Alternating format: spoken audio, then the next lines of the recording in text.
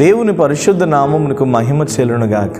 మరొక వాగ్దానంతో మేము ముందుకు రావడానికి ప్రభు చూపిన కృపను బట్టి ప్రభువుని నేను గణపరుస్తున్నాను. బాగున్నారా? అనునిత్యం ప్రార్థిస్తున్నారా? మీ కొరకు నేను ప్రార్థన చేస్తున్నాను.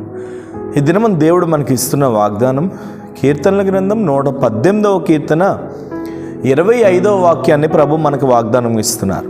యెహోవా దయచేసి నన్ను రక్షించుము, యెహోవా దయచేసి అభివృద్ధి కలిగించుము. దేవునికి స్తోత్రం.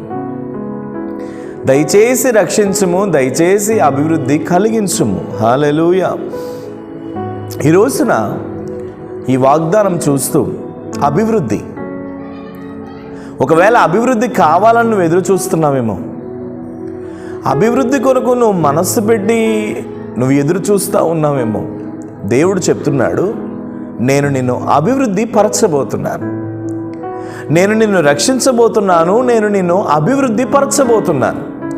ఒకవేళ ఏ సమస్యను బట్టి నువ్వు కృంగుతున్నావో, లేదా నీ ఇంట్లో పరిస్థితులను బట్టి, నీ కొడుకు జీవితంలో అభివృద్ధి లేదని, నీ కూతురు జీవితంలో అభివృద్ధి లేదని, నీ పిల్లల జీవితంలో అభివృద్ధి లేదని, నీ కోడల జీవితంలో అభివృద్ధి లేదని, ఒకవేళ అభివృద్ధి కొరకు నువ్వు చాలా ప్రయాసపడుతున్నావేమో, అయితే దేవుడు అంటున్నాడు, నేను నిన్ను అభివృద్ధి పరచబోతున్నాను. హల్లెలూయా.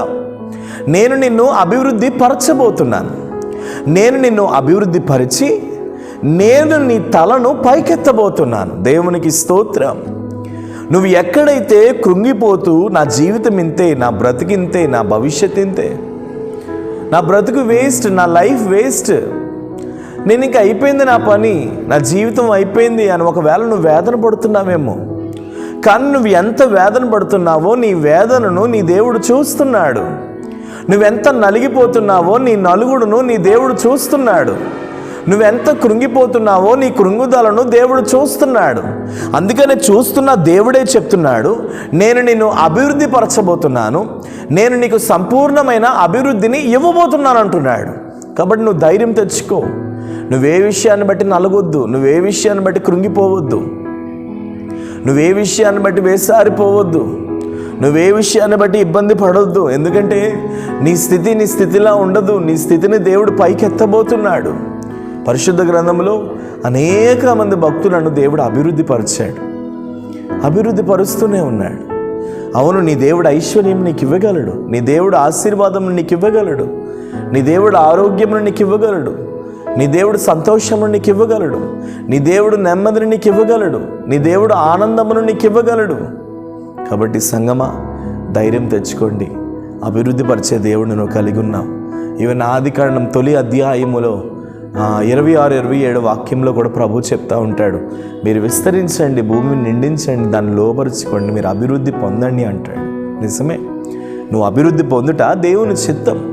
అందుకనే నేను యేసు నామం పేరట చెప్తున్నాను, నీ పేదరికంలో ఉండిపోదు, నీ కష్టాల్లో ఉండిపో. ఒక సమయం వస్తుంది, నేను దూషించిన వారి ఎదుట దేవుడు నీ తలను పైకెత్తుతాడు. ధైర్యం తెచ్చుకో, నిబ్బరం కలిగి ఉండు. ప్రార్థన చేద్దాం.